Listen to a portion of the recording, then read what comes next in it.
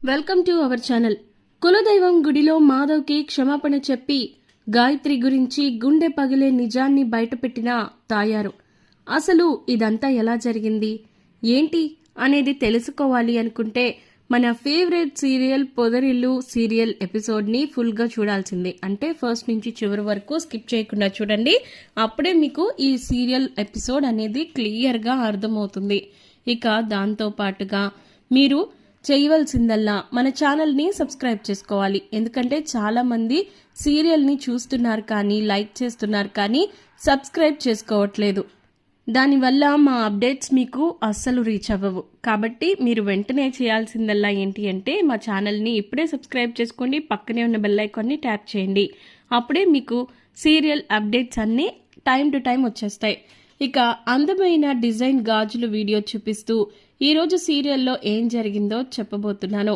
మరి వీడియోలోకి వెళితే గనక ఇక మాధవ్ ఫ్యామిలీ అందరూ కూడా రుద్రవరంలో వాళ్ళ కులదైవం ఉందని తెలుసుకొని ఇక గుడికి అయితే బయలుదేరతారు. పొద్దుటే బయలుదేరిపోతే మంచిది, రుద్రవరం కదా దూరము, కాబట్టి మనం అందరం కూడా వెంటనే బయలుదేరదామని చెప్పేసి బయలుదేరతారు. ఇక దారిలో మాటలు అన్ని పాటలు ఇంకా ప్లే చేసుకుంటూ వెళ్తూ ఉంటారు. మాధవ్ మాత్రం కొంచెం మూడీగానే ఉంటాడు. మాధవ్ మూడ్ని కొంచెం చేంజ్ చేయడం కోసం అని చెప్పేసి ఇక కన్నా అలాగే కేశవ వీళ్ళిద్దరు కూడా కొంచెం జోయ్ఫుల్గా ఎంటర్టైన్ చేస్తున్నట్లు బిహేవ్ చేస్తారు. ఇక దాంతో హ్యాపీగానే వెళ్తారు గుడికి. ఇక గుడి వచ్చేస్తుంది. గుడికి ఇంకా పూజకు సంబంధించిన సామాన్లు ఇవన్నీ కూడా తీసుకొని రెడీ చేసుకుంటా ఉంటారు. చక్రి అలాగే మహాలక్ష్మి ఇంకా కేశవ వీళ్ళందరూ. మాధవ్ అలా నుంచుని ఉంటూ ఉంటాడు.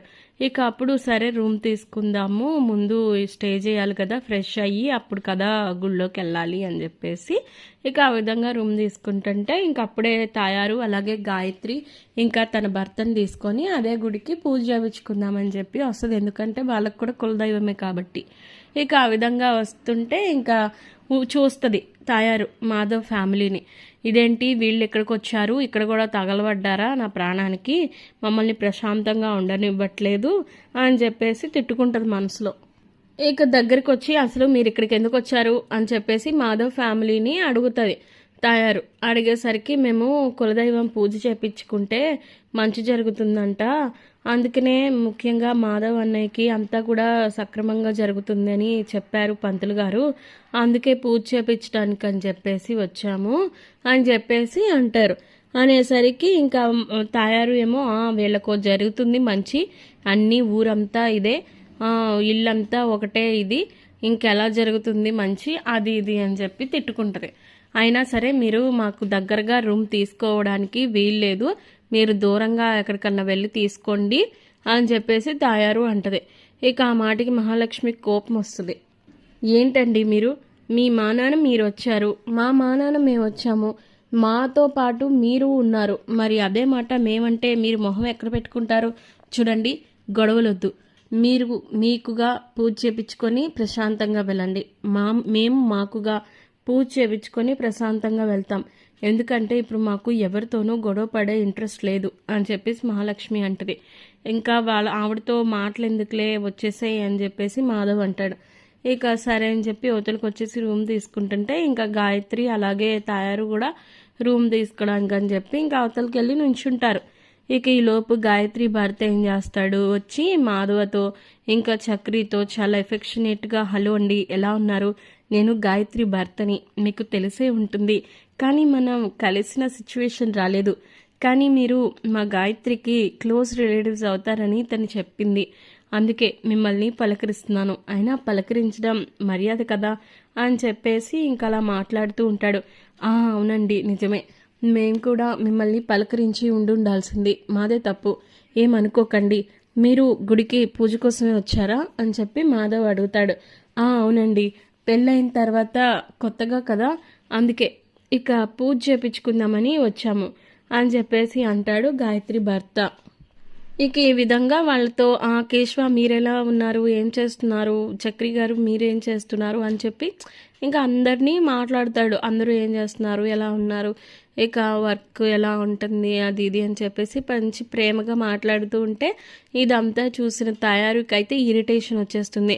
ఇదేంటి అల్లుడు గారు వాళ్లతో మాట్లాడుతున్నారు. అసలు ఏమనుకుంటున్నారు ఈయన? నాకు పడని మనుషులతో ఆయన బంధుత్వం కలుపుకుందామని అనుకుంటున్నారా? నాకు అస్సలు నచ్చట్లేదు అని చెప్పేసి ఇంకా తిట్టుకుంటా ఉంటుంది. ఇంకా తాయారు అయితే ఇక తిట్టుకుంటూ ఉంటుంది, కానీ ఏం చేయలేదు. కానీ కోపం వచ్చేస్తుంది బాగా. అసలు ఏమవుతుందో ఏంటో ఏం అర్థం కావట్లేదు. వీళ్ళతో నేను ఎంత దూరంగా ఉందామని ప్రయత్నిస్తుంటే వీళ్ళేమో నాకు నా కూతురికి అంత దగ్గరగా వస్తున్నారు. ఇదంతా జరగడానికి వీల్లేదు అని చెప్పేసి ఇంకా మనసులో అనుకుంటా ఉంటుంది. ఇక ఆ కోపాన్ని ఎలా చూపించాలో తెలియని తాయారు ఏం చేస్తుందంటే పక్కనే ఉన్న గాయత్రిని దగ్గరికి లాగి, చూడవే, నువ్వు ఇక్కడికి వచ్చావు, వచ్చిన దానివి పూజ చేసుకున్నామా, దండం పెట్టుకున్నామా, అమ్మవారి ఆశీర్వాదం అందుకున్నామా, ఇంటికి వెళ్ళిపోయామా, ఇది మాత్రమే ఉండాలి. వాళ్ళేదో ఈ రోజున నీకు కనిపించారు, ఇక్కడికి వచ్చారు, పూజ కోసం వచ్చేశారు కదా అని వాళ్లతో రాసుకుని పూసుకొని తిరిగావనుకో, నేను చూస్తూ ఊరుకోను. నువ్వు మళ్ళీ ఎంతలో ఉండాలో అంతలోనే ఉండు. ఇదంతా నీ భర్త ముందు చెప్తే మన పరువే పోతుంది. పైగా నీ భర్త ఏమనుకుంటున్నాడు? వాళ్లతో ఎందుకు అంతలా ఎఫెక్షనేట్గా మాట్లాడుతున్నాడు? ఇదంతా నాకేమీ నచ్చట్లేదు. ఏది ఏమైనా కూడా నువ్వు మాత్రం వాళ్ళకి దూరంగానే ఉండు. ఈ విషయంలో ఎటువంటి మార్పు ఉండకూడదు. నువ్వు ఇంకోసారి వాళ్ళకి దగ్గరగా వెళ్ళినా, వాళ్లతో ఏమైనా మాట్లాడినా నేను చూస్తూ ఊరుకోను, గుర్తుపెట్టుకో అని చెప్పి ఇంకా తాయారు అయితే ఇంకా వార్నింగ్ ఇస్తుంది గాయత్రికి. అమ్మా, నువ్వు ఏం మాట్లాడుతున్నావు? నీకైనా అర్థమవుతుందా? నేనెందుకమ్మా మాట్లాడతాను? అయినా బంధుత్వాలు కావాలి అనుకునే వాళ్ళవి ఇక మందరికీ ఒకటే ఆలోచన ఉంటుందా ఏంటి చెప్పు? అయినా నాకు బంధుత్వం కావాలి అన్నంత మాత్రాన సరిపోతుందా? నువ్వు ఒప్పుకుంటేనే కదా జరుగుతుంది. అది జరగని పక్షంలో నేనెందుకమ్మా వెళ్ళి మాట్లాడాలి? నేనెందుకు ఆశలు పెట్టుకోవాలి అని చెప్పేసి బాధపడుతుంది గాయత్రి. నీ ఆలోచన ఏంటో, నువ్వు ఏమనుకుంటున్నావో నాకు బాగా తెలుస్తుందిలే. కానీ ఒక్కటి గుర్తుపెట్టుకో, నీకు వాళ్ళకి ఎటువంటి సంబంధం లేదు. వాళ్ళు అనామకులే, తిండికి కూడా గతిలేని బతుకులు. అలాంటి వాళ్లతో నీకెందుకు? నీ భర్తను చూసావా? అతని హోదాని చూసావా? ఎంత ఇదిగా ఉంటాడో. ఇదంతా నీ మంచి కోసమే చేశానే అని చెప్పి అనుకుంటుంటే గాయత్రి ఏమో మనసులో బాధపడుతుంది. అవునవును, నా కోసమే చేసావు, నన్ను ఆ ఇంటికి పని మనిషిగా మార్చావు అని చెప్పి ఇంకా బాధపడుతూ ఉంటుంది. ఇంకా గాయత్రి అయితే ఇక పైకి ఏం మాట్లాడలేక మౌనంగా ఉండిపోతుంది. ఇక అప్పుడు ఇంకా వీళ్ళేమో ఇంకా గాయత్రి భర్తతో మాట్లాడుతూ ఉంటారు కదా. ఇక గాయత్రి ఏమో పిలిచి ఇచ్చిద్ది, అంటే పూజకి టైం అయిపోతుంది రండి అని చెప్పేసి. సరే సరే గాయత్రి, వస్తున్నాను అని చెప్పేసి ఇంకా గాయత్రి భర్త వచ్చేసి, సరే అండి, మళ్ళీ కలుద్దాం, మీతో ఈ జర్నీ చాలా బాగుండాలని కోరుకుంటున్నాను అని చెప్పేసి అంటాడు. ఇంకా గాయత్రి వాళ్ళ ఆయన సరే అని చెప్పి వాళ్ళకి బాయ్ చెప్పి యువతలకు వచ్చేస్తాడు. యువతలకు వచ్చేసిన తర్వాత అలా చూస్తూ ఉంటుంది గాయత్రి. ఏంటి అలా చూస్తున్నావు? ఓ, మీ బావ వాళ్ళతో మావయ్య వాళ్ళతో ఎందుకు అంత బాగా మాట్లాడుతున్నాను అనుకుంటున్నావా? నీకోసమేనే పిచ్చిదానా. నువ్వు నా దగ్గర ఎన్ని బాధలు పడుతున్నావో, నేను నిన్ను ఎంత టార్చర్ చేస్తున్నానో వాళ్ళకి తెలియకూడదు కదా. వాళ్ళకి తెలియకుండా ఉండాలంటే నేను యాక్టింగ్ చేయాలి కదా. అవును, నా యాక్షన్ ఎలా ఉంది? ఈ మాత్రం సరిపోతుందా? ఇంకా ఏమైనా డోస్ పెంచనా అని చెప్పేసి అలా మాట్లాడుతుంటే గాయత్రి మాత్రం సైలెంట్గా చూస్తూ ఉంటుంది.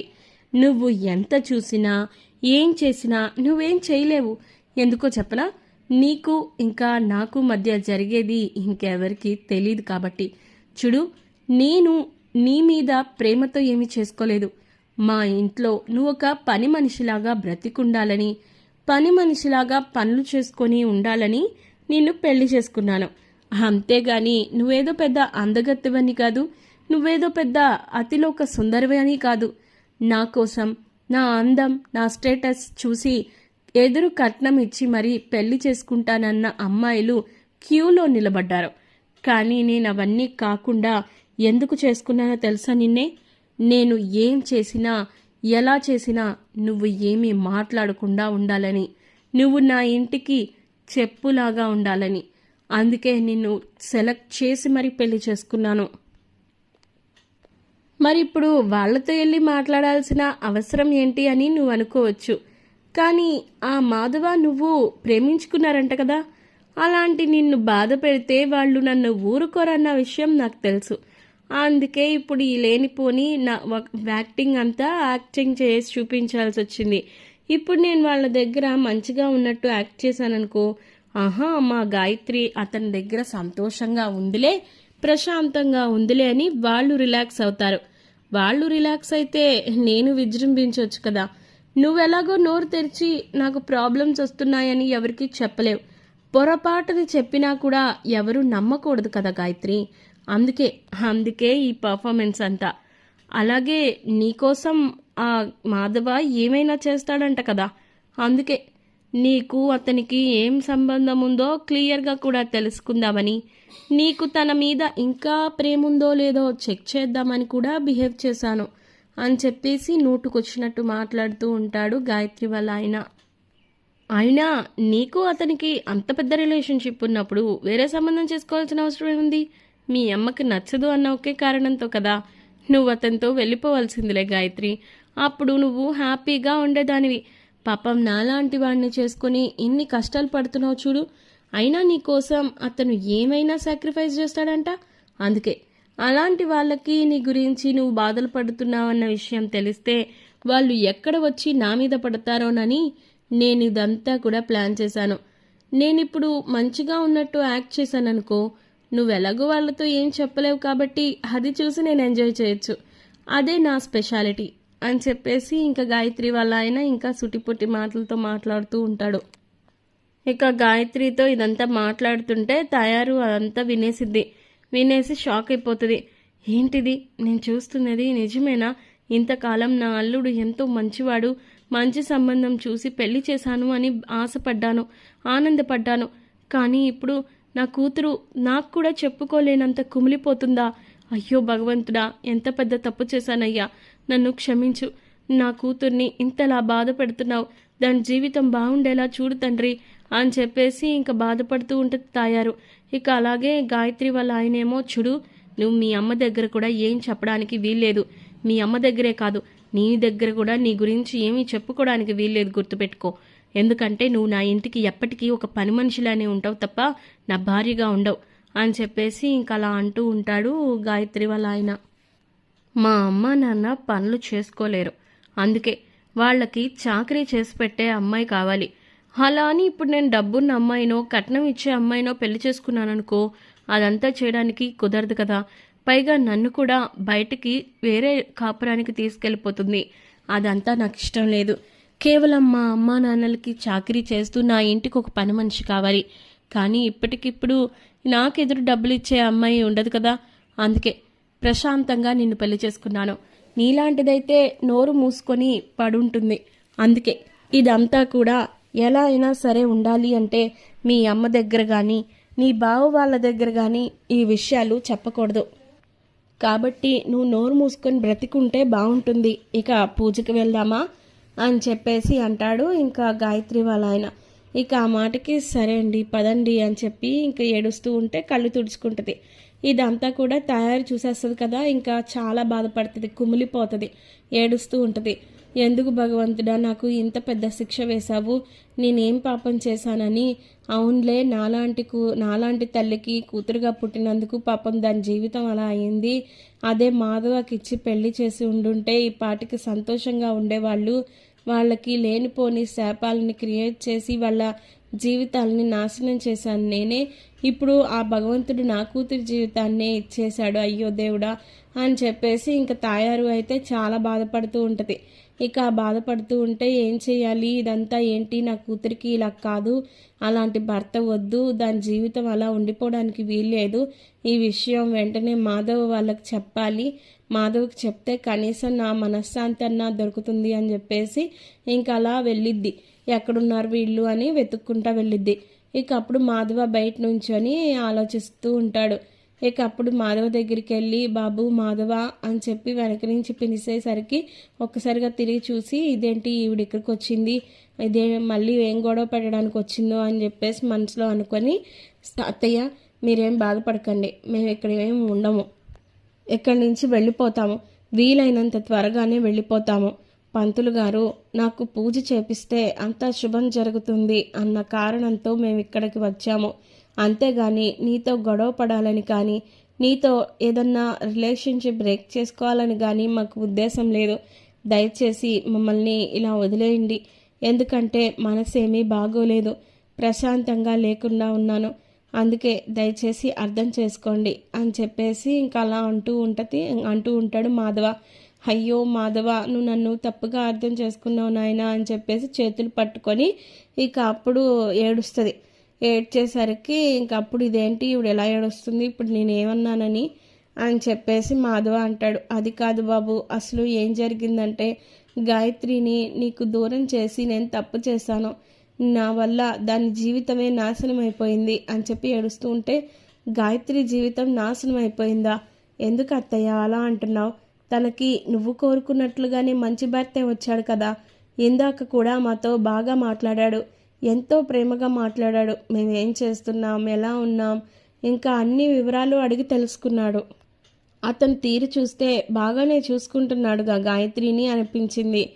అంతే, ఇంకేముంది, నువ్వు ఎందుకు ఇప్పుడు ఎంత బాధపడుతున్నావు అని చెప్పేసి అంటాడు. ఇక ఆ మాటకి లేదు నాయన, అదంతా నటన. నీకు గాయత్రి అంటే ఇష్టమని, గాయత్రి నువ్వు ప్రేమించుకున్నారని తెలిసింది కదా. అందుకే వాళ్ళు ఏం చేసైనా సరే ఈ విషయంలో నీ దగ్గర బ్యాడ్ ఇంప్రెషన్ రాకూడదని నీ దగ్గరికి వచ్చి ఇందాక అంత ప్రేమగా మాట్లాడాడు. ఎందుకంటే నీకు కానీ ఏదైనా విషయం తెలిస్తే గాయత్రి గురించి నువ్వు ఊరుకోవు కదా, అందుకనే నీ దగ్గర అలా నటించాడు బాబు. నిజానికి గాయత్రిని ఆ ఇంటి ఒక పని మనిషిలాగా చూస్తున్నారు. నేను అది తట్టుకోలేకపోతున్నాను. అయినా నాకు ఇది జరగాల్సిందేలే. కాకపోతే అదేదో శిక్ష నాకు వేసుండుంటే బాగుండేది ఆ దేవుడు, కానీ నా కూతురికి వేశాడు. అందుకే అంటారనుకుంటాను, తల్లిదండ్రి చేసిన పాపాలు పిల్లలకు వస్తాయని చెప్పేసి. నీ విషయంలో, నీ కుటుంబం విషయంలో నేను చాలా పెద్ద తప్పు చేశాను బాబు. అందుకే మీ ఇది నాకు కొట్టినట్టుంది. ఆ భగవంతుడు నాకు శిక్ష వేశాడు. నా కూతురిని నా కళ్ళ ముందే కష్టాలు పెడుతుంటే అది చూసి తట్టుకోవడం ఏ తల్లి వల్ల అవ్వదు కదా నాయనా అని చెప్పేసి బాధపడుతూ ఉంటుంది. మీరేం బాధపడకండి, నేను ఇప్పుడే గాయత్రి వాళ్ళ ఆయన్ని మాట్లాడొస్తాను అని అంటే, వద్దు బాబు, ఈ విషయం అసలు ఎవరికి తెలియకూడదు అన్న ఉద్దేశంతోనే ఆ అబ్బాయి నీతో ఇందాక అంత చక్కగా మాట్లాడాడు. ఇప్పుడు ఈ విషయం తెలిసింది అంటే దానికి విడాకులు ఎట్టి పరిస్థితుల్లోనూ ఇవ్వడు. అలాగే గాయత్రి కూడా అంత తొందరగా విడిపోయే మనిషి కాదు. ఎందుకంటే నా గురించి తెలుసు కదా, నేను పెట్టిన ఇది దానికి బాగా విరిగిపోయింది మనసు. అందుకే ఇప్పుడు ఏం చేసైనా సరే వాళ్ళు ఇదవుతున్నారు. కాబట్టి మనం ఏం చేయలేం తండ్రి. నేను ఇప్పుడు ఇక్కడికి నీ దగ్గరికి ఎందుకు వచ్చాను అంటే, గాయత్రి జీవితం ఇలా అయిపోయిందని బాధపడడానికి, లేకపోతే వాళ్ళ జీవితాన్ని సరిచేస్తామని కాదు. మీకు చేసిన అన్యాయానికి నేను పశ్చాత్తాపడుతున్నాననే విషయం నీకు తెలియాలి అన్న ఉద్దేశంతో వచ్చాను. నన్ను క్షమించు తండ్రి, నన్ను ఎట్లా అయినా సరే క్షమించు. నువ్వు నీ కుటుంబం క్షమిస్తేనే నేను ప్రశాంతంగా ఉంటాను. అప్పుడైనా నా కూతురికి ఆ బాధలు తొందరలోనే తీరిపోతాయేమో అని చెప్పేసి ఇంకా తాయారు అలా అంటే, అయ్యో అత్తయ్య మీరు అలా బాధపడకండి. మీరు బాధపడాలని కానీ గాయత్రి జీవితం అలా అవ్వాలని కానీ మేము, నా కుటుంబం ఏనాడు కూడా అలా అనుకోలేదు. అలా అనుకునే మనుషులం కూడా కాదు మేము అని చెప్పి అంటే, అవును నాయన నిజమే, నీ కుటుంబం చాలా గొప్పది. అందుకే ఆడపిల్లల్ని పువ్వుల్లో పెట్టుకొని చూసుకునే కుటుంబం నీది. అందుకే జీవితంలో ఎటువంటి నష్టం జరగకుండా ఉన్నారు. కానీ నేనే తప్పుగా అర్థం చేసుకున్నాను. గాయత్రి మీ ఇంటికి వస్తే ఆ ఇంట్లో ఎక్కడ కష్టపడుతుందో, ఎక్కడ బాధపడుతుందోనని భయపడి మీ మీద లేనిపోని అభాండాలు నిందలు వేశాను.